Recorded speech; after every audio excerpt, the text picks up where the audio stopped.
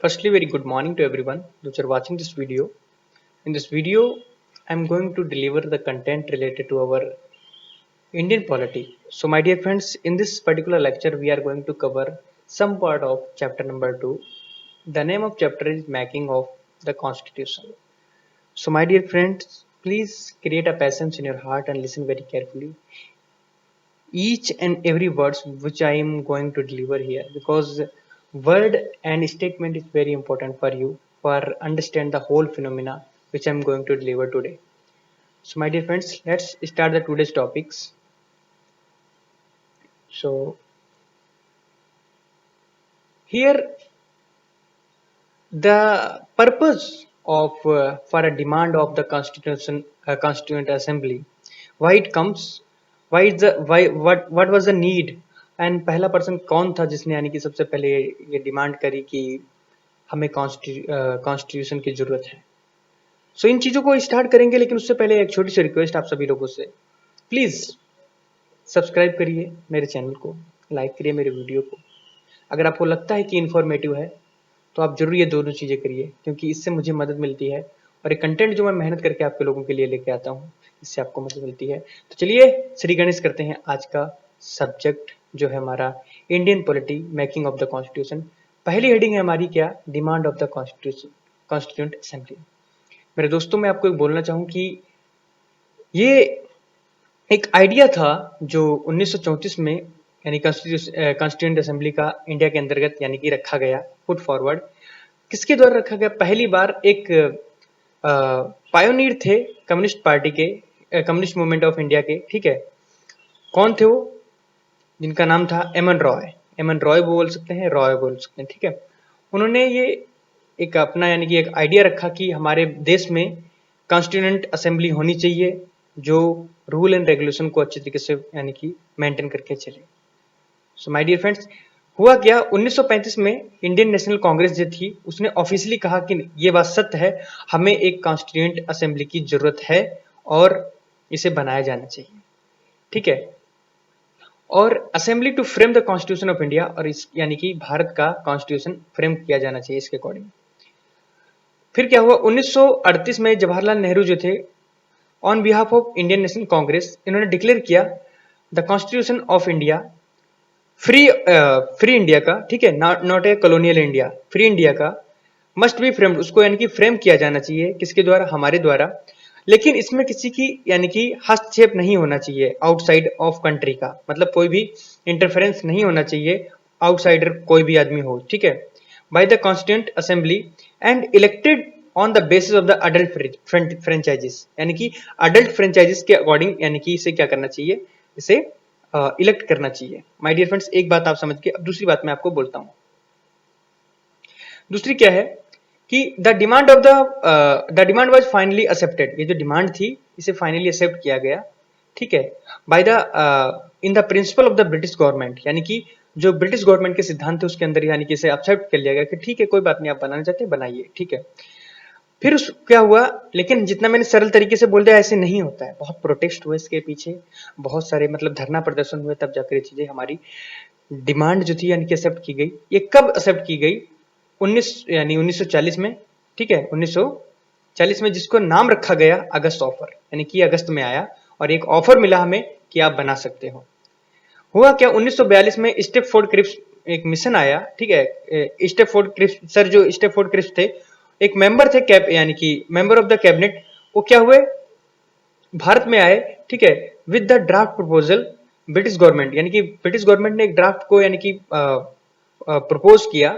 ठीक है, कि on the framing of the independent constitution, कि आखिरकार ये जो दो कंट्री हैं ये यहाँ पर मतलब ये जो इंडिया है ये अपना एक ड्राफ्ट यानी कि अपना एक कॉन्स्टिट्यूशन को यानी कि बनाना चाह रही है, तो आप इसके लिए आप जाइए, उसके विजिट करिए. तो ये आए यहाँ पर. ठीक है, और उन्होंने कहा कि ठीक है कोई बात नहीं, आप ये बना सकते हैं, लेकिन कब बना सकते हैं? जब भारत का जब वर्ल्ड का द्वितीय युद्ध चल रहा था, मतलब वर्ल्ड वार सेकेंड चल रहा था, उसके बाद बनाएंगे हम, ये तुम्हारी जो कंडीशन है इसे स्वीकार करते हैं. लेकिन मेरे दोस्तों, मैं आपको हिस्ट्री में जब मैं पढ़ाऊंगा मॉडर्न इंडिया, तो इसके पीछे बहुत बड़ा सीक्रेट है. वो क्यों चाहते थे? क्योंकि उस वक्त द्वितीय वर्ल्ड वार में यानी कि सेकेंड वर्ल्ड वार में भारतीयों को झोंक देना चाहते थे और अपने आप बाहर निकलाना चाह रहे थे। तो कुछ कंडीशन ऐसी थी, इसके लिए भारतीय घोषणा नहीं चाह रहे थे मतलब इस युद्ध में, लेकिन जब ऐसा उनको लगा कि हाँ इन्होंने बोल दिया कि आप अपने कॉन्स्टिट्यूशन को फ्रेम कर पाओगे after the world war second, then it's our duty to fight with them, right, with मतलब उनके साथ कोऑपरेट करते हुए अदर से हमें लड़ना है, ठीक है। फिर उसके बाद जो क्रिप्स प्रपोजल था वो रिजेक्ट किया गया, किसके द्वारा, मुस्लिम लीग के द्वारा, क्योंकि वो चाहती थी कि इंडिया जो है उसे दो यानी कि ऑटोनोमस स्टेट में डिवाइड कर दें, ठीक है, और उसकी एक सेपरेट कॉन्स्टिट्यूंट असेंबली हो जिसमें वो खुद के रूल रेगुलेशन जिस तरीके से बनाना चाहे वो बनाए, ठीक है, ऐसा बोला गया। लेकिन मेरे दोस्तों फाइनली हुआ क्या, एक कैबिनेट मिशन आया, cabinet mission first was sent to India, ठीक है, और ये रिजेक्ट कर दिया कि दो कॉन्स्टिट्यूएंट जो असेंबली है उसका यानी कि रिजेक्ट कर दिया गया। It it put forth scheme for the constituent assembly, ठीक है, more or less satisfied the Muslim League. इसने कुछ ऐसे स्टेटमेंट्स दिए, कुछ ऐसे यानी कि धारणाएं बताई जिसके द्वारा कुछ मुस्लिम लीग को कुछ सेटिस्फेक्शन लग रहा था। आगे क्या होता है उसके बारे में जानते हैं। अब क्या है हमारा composition of the constituent assembly, आखिरकार हमारी जो कॉन्स्टिट्यूएंट असेंबली है उसके क्या क्या कंपोजिशन उसके बारे में समझेंगे। So the Constituent Assembly was continued in November 1946। जो यानी कि हमारी जो Constituent Assembly थी वो कंटिन्यूड हो गई इन नवंबर 1946 में under the scheme formulated by the cabinet mission, यानी कि कैबिनेट मिशन के द्वारा जो फॉर्मुलेट की गई थी इसकी स्कीम के जो यानी कि क्या बोलूं मैं, हाँ कैबिनेट मिशन के द्वारा जो यानी कि धारणा बताई गई थी कि आप कर सकते हो, तो उसके द्वारा ही अगर देखा जाए तो 1946 में हमारा देश का यानी कि कॉन्स्टिट्यूंट असेंबली बनाई गई, ठीक है। अब क्या होता है, इसके क्या क्या फीचर्स हैं उसको समझ लेते हैं कि इस स्कीम के क्या क्या फीचर्स थे। तो इसमें बताया गया कि लगभग total strength of the constituent assembly लगभग 389 थी, जिसमें से था क्या कि 296 सीट्स जो थी वो अलॉटेड की गई थी ब्रिटिश इंडिया को, जिसमें से 93 सीट्स जो थी वो प्रिंसली स्टेट को यानी कि दी गई थी। अब बात आती है यहाँ पर 296 जो सीटें थी उसमें से ब्रिटिश इंडिया जो था उसने यानी कि क्या बोलते हैं 92 सीटों पर अपनी यानी कि विजय अच्छे से घोषित कर ली उसने। Members were be drawn from the 11 governors and provinces and 4 members for the 4 chief commissioner provinces, one from each, यानी कि एक दूसरे से निकल कर आ रहे थे, ठीक है। इस स्टेटमेंट को आप एक बार अपने द्वारा पढ़िएगा, समझ जाएंगे, ठीक है। मैं नेक्स्ट स्टेटमेंट पे आता हूं, point number second. Each provinces and the princely states, यानी कि प्रत्येक प्रोविंस जिसमें यानी कि मतलब जो ब्रिटिश के अंडर थी, और प्रिंसली स्टेट मतलब वो जहां पर राजा की हुकूमत चल रही है, आर जिसको हम क्या बोल सकते हैं, group of the states in case of the small states, यानी कि आप छोटे भी हो सकते हैं साइज में, वर टू बी अलॉटेड, ये अलॉट कर दिए गए किसको, states in the proportions of their respective population, यानी कि उनकी पॉपुलेशन के अकॉर्डिंग उन्हें यानी कि क्या कर दिया गया, कहने लगे कि मतलब आपको इसमें यानी कि अगर आप कॉन्स्टिट्यूएंट असेंबली बनाना चाह रहे हो, उसमें अगर कोई भी पर्सन इलेक्ट होकर आएगा तो उसमें पॉपुलेशन के अकॉर्डिंग क्या किया जाएगा, हेड रखा जाएगा। अब हेड की उसकी आगे की हम बात करेंगे। तो यहां पर जो हो रहा है स्टेटमेंट को अच्छे से समझ लेते हैं, इसलिए मैं दोबारा से स्टेटमेंट को रीड कर रहा हूं, आप बहुत अच्छे से सुनिएगा। Each province and princely states, मतलब प्रत्येक प्रोविंस और जो प्रिंसली स्टेट थे, were to be allotted seat in proportion to their respective population, मतलब कितनी किसकी पॉपुलेशन उसके अकॉर्डिंग रखा जाएगा। और रफली ये बताया गया कि एक सीट जो होगी allotted to the 1 million population, मतलब 10 लाख आदमियों पर यानी कि 10 लाख पॉपुलेशन पर एक सीट रहेगी, ठीक है। Number 3 seats allotted to each British province were to be divided among the 3 principal communities. कहने का मतलब यहां पर ये जो सीट्स थी, ठीक है, टू ईच ब्रिटिश प्रोविंस को यानी कि जो अलॉट की गई थी, ठीक है, were to be divided among 3 parts के अंदर यानी कि उसे डिवाइड किया गया था। कौन कौन सी थी, पहली मुस्लिम, दूसरा सिख एंड जनरल। और जनरल में अगर बात करें तो जनरल की कैटेगरी जो आती है, हम मुस्लिम और सिख को नहीं लेकर चलेंगे, जनरल मतलब हम लोग जितने भी बचे सब, ठीक है। उसके बाद in proportion to their population, यानी कि पॉपुलेशन के अकॉर्डिंग सबको डिवाइड किया जाएगा, ओके। अब आता है बात 4 पॉइंट्स की। पॉइंट 4 क्या बोलता है कि the representative of each community were to be elected by the members of the that particular community in the provincial legislative assemblies, and voting was to be by the method of the proportional representation by means of the single transferable vote। मेरा कहने का मतलब यहाँ पर दोस्तों ये है कि यहाँ पर जैसे मान लो अगर मैं बात करूं कम्युनिटी में, तो मुस्लिम कम्युनिटी अलग, हिंदू कम्युनिटी अलग, सिख कम्युनिटी अलग। अब उनसे इलेक्ट होकर जो पर्सन आएंगे तो उनको यानी कि सीट्स दी जाएंगी असेंबली के अंदर, ये बोला गया। और ये भी बोला गया एक पर्सन एक ही वोट देगा, सिंगल ट्रांसफरेबल वोट का मतलब यही होता है, ठीक है, एक पर्सन एक को ही वोट देगा, ठीक है, उसी को यानी कि प्रोपोर्शनल रिप्रेजेंटेशन के नाम से भी जानते हैं। पॉइंट नंबर 5 क्या बोलता है, the representatives of the princely states, यानी कि प्रिंसली स्टेट्स के जो रिप्रेजेंटेटिव्स है were to be nominated by the head of the princely state, उनको यानी कि नॉमिनेट किया जाएगा किसके द्वारा, head of the princely state के द्वारा, ठीक है। कहने का मतलब कुछ जगह क्या हो रहा था, चीजों को इलेक्ट किया जा, मतलब पॉपुलेशन के अकॉर्डिंग इलेक्ट किया जा रहा था। कहीं पर क्या हो रहा था, प्रिंसली स्टेट में क्या हो रहा था कि जो हेड ऑफ द यानी कि प्रिंसली स्टेट है उसके द्वारा नॉमिनेट कर दिया कि आप इसके बाद यहाँ के मतलब उत्तरदायित्व यानी उत्तरदायित्व को संभालेंगे, ठीक है, मतलब सक्सेसर कौन होगा उसके बाद। तो इसके अकॉर्डिंग अगर देखा जाए तो ये कहा जा सकता है कि जो यानी कि कॉन्स्टिट्यूएंट असेंबली थी वो पार्सली तरीके से अगर देखा जाए तो इलेक्टेड हो रही थी, और कहीं पर देखा जाए तो नॉमिनेटेड हो रही थी, ठीक है।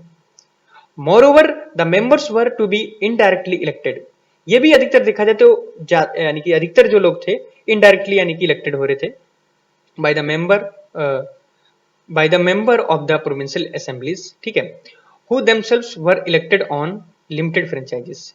The elections to the constituent assembly, यानी कि जो कॉन्स्टिट्यूएंट असेंबली के जो इलेक्शंस थे for 296 seats allotted to the British Indian provinces were held in July से अगस्त तक चले, जिसमें यानी कि 1946 के अंदर द इंडियन नेशनल कांग्रेस जो थी वो यानी कि सीटें जीती थी, ठीक है, कितनी 208, ठीक है, और सीटें कितनी थी आपको मालूम है 296 थी सीटें, जिसमें से मुस्लिम लीग ने सीट्स पर विजय पाई थी 73 सीट्स पे, and small groups of independent जो यानी कि इंडिपेंडेंट रहना चाह रही थी तो गॉट इंडिपेंडेंट रिमेन, लगभग 15 सीट्स थी। इसमें से हुआ क्या कि जो 93 सीट्स जो अलॉट की गई थी प्रिंसली स्टेट्स को वर नॉट फिल्ड, वो यानी कि फिल्ड ही नहीं की गई, और वो कह रहे थे कि नहीं हमने कोई यानी कि हम नहीं चाहते यानी कि इनको फिल करना, हम स्टेट यानी कि हम दूर रहना चाहते हैं किससे, कॉन्स्टिट्यूएंट असेंबली से, हम ऐसे ही रहना चाहते हैं जैसे रहते आए हैं, ठीक है। हालांकि ये जो कॉन्स्टिट्यूएंट असेंबली थी was not directly elected by the people of India, यानी कि अगर मैं बात करूं तो डायरेक्टली पीपल ऑफ इंडिया के द्वारा इलेक्ट नहीं की गई थी, पहली बात तो ये किस on the basis of the franchises, adult franchises, adult मतलब यानी कि जो मैच्योर है, मतलब जो वयस्क है उसके द्वारा, ठीक है, असेंबली कंप्राइज्ड किस किस को मिला रही थी उसके बारे में बात कर रहे हैं, ठीक है। The representatives of the all sections of the Indian society, जिसमें अगर मैं बात करूं इंडियन सोसाइटी में किस किस प्रकार के रिप्रेजेंटेटिव कौन कौन उसे यानी कि रिप्रेजेंट कर रहे हैं, ठीक है, तो बात करें तो उसमें से मेनली हिंदू निकल के आते हैं, उसके बाद मुस्लिम निकल के आते हैं, Sikh, Parsis, Anglo Indians and Indian Christians, SC ST including the women of all the sections, मतलब इसके अंदर वुमेन भी यानी कि वोटिंग में पार्टिसिपेट कर रही थी। ये नहीं है कि मतलब जो मतलब मेडाइवल में चलता है ऐसा कुछ भी नहीं था ना, एंशिएंट में ऐसा कुछ भी नहीं, यहाँ पर हर कोई जन है, जन को देने का वोट का अधिकार है, जन में महिलाएं और पुरुष दोनों आते हैं, ठीक है।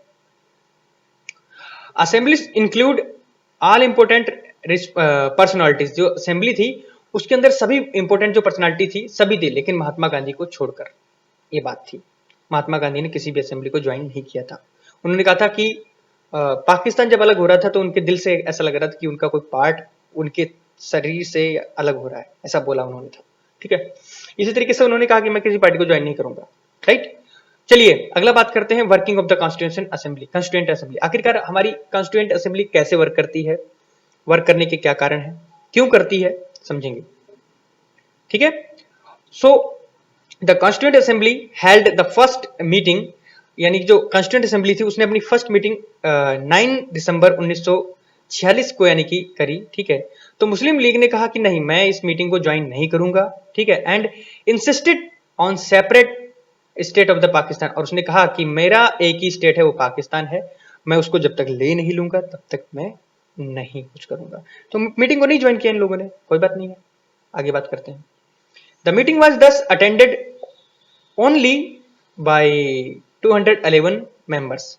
जो मीटिंग थी उसमें खाली 211 लोग ही अटेंड किए, बाकी जो मुस्लिम लीग के थे वो आए ही नहीं। उसमें हुआ क्या, डॉक्टर सच्चिदानंद सिन्हा जो थे उनको, यानी कि एक ओल्डेस्ट मेंबर थे उस, यानी कि उस समय के, ठीक है, तो उनको कहा गया कि एक इलेक्ट कर दिया गया as a temporary president of assembly का, ठीक है। एंड ठीक है, फॉलोइंग फ्रेंचाइजीज प्रैक्टिस, किसके फ्रेंचाइजीज प्रैक्टिस के अकॉर्डिंग। दूसरी बात, बाद में हुआ क्या, बाद में डॉक्टर राजेंद्र प्रसाद जो थे was elected as a president of assembly, यानी कि बाद में क्या हुआ, जो डॉक्टर राजेंद्र प्रसाद थे, जिनको हम बहुत अच्छी तरीके से जानते हैं, जिनका बहुत योगदान है हमारे कॉन्स्टिट्यूशन को बनाने में, ठीक है, आफ्टर डॉक्टर बाबा साहेब अम्बेडकर, ठीक है, बाबा साहेब अम्बेडकर के द्वारा। सो उनको यानी कि प्रेसिडेंट बनाया गया। और सिमिलरली दो यानी कि ऐसे आदमी थे जैसे एससी मुखर्जी और वीटी कृष्णामाचारी, इनको वाइस प्रेसिडेंट बनाया गया। तो हम कह सकते हैं कि उस वक्त की जो कॉन्स्टिट्यूंट असेंबली थी उसमें हमारे 2 वाइस प्रेसिडेंट थे, ना कि एक। बात समझना मेरी। अगला क्या कहता है, अगला ये कहता है कि ऑब्जेक्टिव रेजोल्यूशन क्या था। तो ऑब्जेक्टिव रेजोल्यूशन के बारे में हम लोग जानेंगे।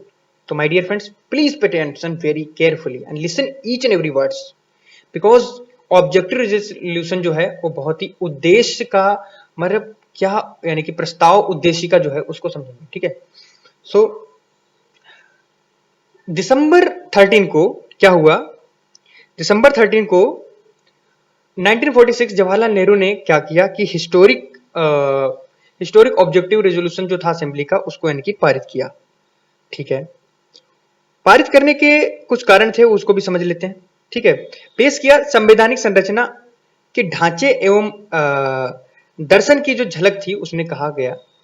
तो इसने ये बताया कि यह संविधान जो सभा है भारत को एक स्वतंत्र, संपूर्ण, ठीक है, संप्रभुत्व गणराज्य घोषित करने, ठीक है, घोषित करती है तथा अपने भविष्य को शासन चलाने के लिए संविधान का निर्माण घोषणा करती है।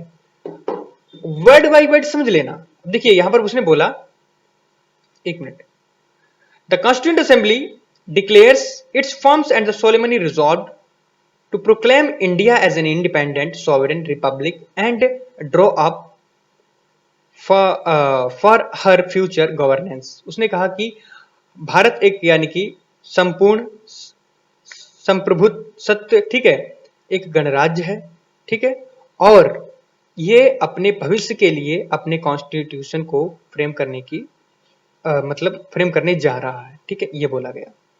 सेकंड पॉइंट क्या था, सेकंड पॉइंट ये था कि ब्रिटिश भारत में जो शामिल यानी कि सभी क्षेत्र हैं, ठीक है, भारतीय राज्यों में शामिल जो सभी क्षेत्र हैं, भारत से बाहर के यानी कि सभी प्रकार के क्षेत्र तथा वे अन्य क्षेत्र जो इनमें शामिल होना चाहेंगे वो भारत का हिस्सा बन सकते हैं, ऐसा बोला उन्होंने। सो वर्ड बाय वर्ड समझ लेते हैं।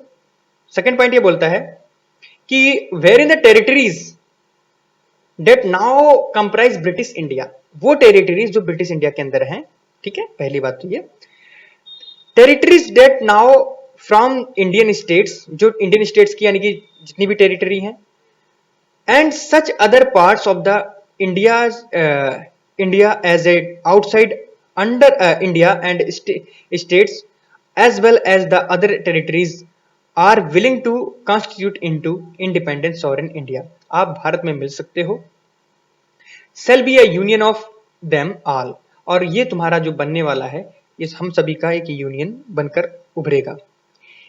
ये सभी बातें हो रही थी। तीसरा पॉइंट और था, क्या था वो तीसरा पॉइंट, उसमें ये बोला गया उक्त वर्णित सभी क्षेत्रों, ठीक है, तथा उनकी सीमाओं का निर्धारण संविधान सभा द्वारा, ठीक है, किया जाएगा। दूसरी बात, तथा इसके लिए उपरांत के नियमों के अनुसार यदि वे चाहेंगे उनकी अवशिष्ट शक्तियां उनमें निहित रहेंगी तथा प्रशासन के संचालन के लिए भी वे शक्तियां केवल उनको छोड़कर जो संघ में निहित होंगी इन राज्यों को प्राप्त होंगी। वर्ड बाय वर्ड देख लेते हैं, दोबारा समझते हैं। मैंने एक स्टेटमेंट एक बार दोबारा से बता दी, आप word by wherein the said territory, जितने भी यानी कि सेड टेरिटरीज हैं, whether with the present boundary, Bharat के बाउंड्री के अंदर हो और सच अदर में be determined by the constitution, जो कॉन्स्टिट्यूशन के द्वारा डिटरमाइन की जाएंगी। Assembly thereafter according to the law of the constitution, उनको सबको कॉन्स्टिट्यूशन के लॉ के अकॉर्डिंग चलाया जाएगा। Shall possess that retain status of the autonomous unit together with residuary power and exercise the all powers of the functions governments and administration save the except such powers functions are vested in or assigned to the union or as are inherent in the or implied in the union resulting their form and last जो page रह गया है इस lecture का उसे भी ध्यान से सुन लीजिए। इसमें यह भी बताया गया कि wherein all the powers and authority of the sovereign independent India, it constitute parts, organs and government are derived from the peoples। कहने कहा यहां पर जितनी भी अथॉरिटी है सब कुछ चलाने की, ये कोई राजा के हाथ में नहीं होगी, कोई एक पर्टिकुलर आदमी के हाथ में नहीं होगी। भारत की जनता ही भारत पर गवर्न करेगी, उनके नियमों के अनुसार यहाँ पर, उनकी चाह के अनुसार यहाँ पर नियम बनाए जाएंगे। ये चीजें मैं आपको बताया। अगर आपको कोई डाउट लगता है मुझे कमेंट करिएगा, तो मैं फिर से हिंदी में बोल देता हूं।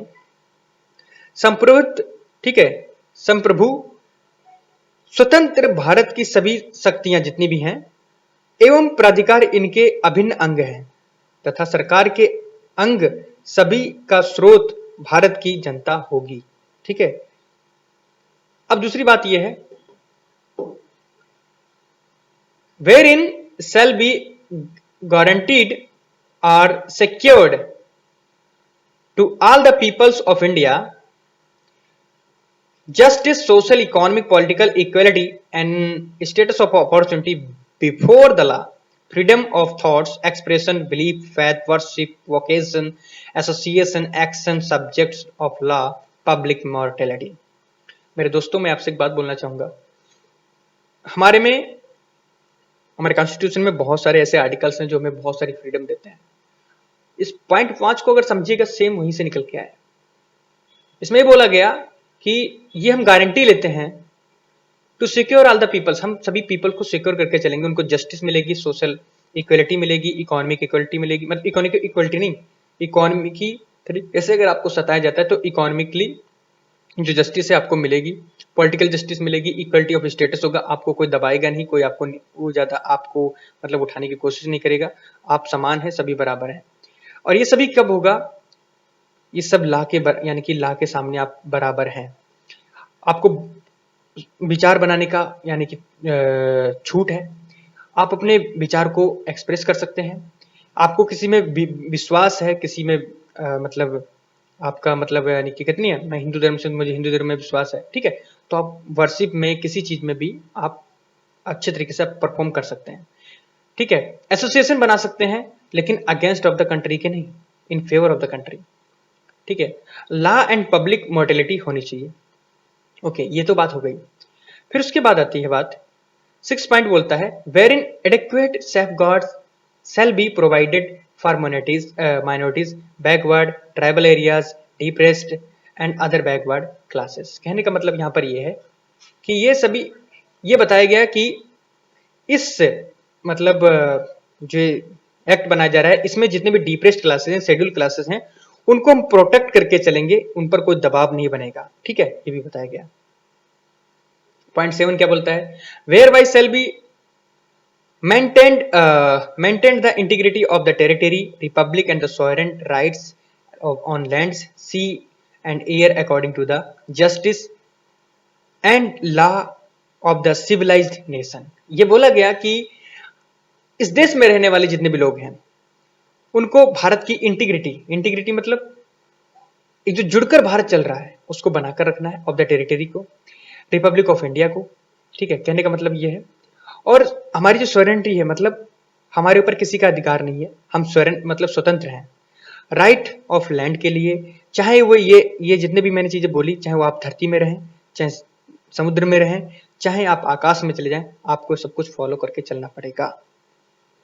पॉइंट 8 बोलता है दिस एंशिएंट लैंड, ये जो यानी कि हमारी प्राचीन जमीन जो बीत चुकी है, attain the rightful and honoured place in the world. ये जो हमारी धरती है, भारतवर्ष है, यहाँ पर आप सभी को मतलब हक है एंड आपको सम्मान दिया जाएगा in the world to make its full and willing contribute. आप कंट्रीब्यूट कीजिए to the promotion of the world peace, यानी कि आपको शांति बनाकर रखनी है, वेलफेयर ऑफ मैनकाइंड, भाईचारे को बनाकर रखना है। रिजोल्यूशन वाज अनोनिमसली अडॉप्टेड, ये जो रिजोल्यूशन था उसको अडॉप्ट कर लिया गया, ठीक है, कब? 22 जनवरी 1947 को। It influence the eventual shaping of the constitution through all its subsequent stages. It modified version from the preamble of the present constitution। अगर इसका मॉडिफिकेशन अगर देखा जाए तो प्रियम्बल ऑफ द कॉन्स्टिट्यूशन, उसमें सब चीजें बताई गई हैं, इसलिए मैं बोल रहा था कि हमारे जो आज कॉन्स्टिट्यूशन का जो प्रियम्बल है, कुछ आर्टिकल्स हैं, वो इसी को बताते हैं। सो माय डियर फ्रेंड्स, इस लेक्चर में इतना ही। तब तक के लिए जय हिंद, मिलते हैं अगले लेक्चर में, तब तक मेरे साथ कनेक्ट बन के रहिए। Thank you for watching this video.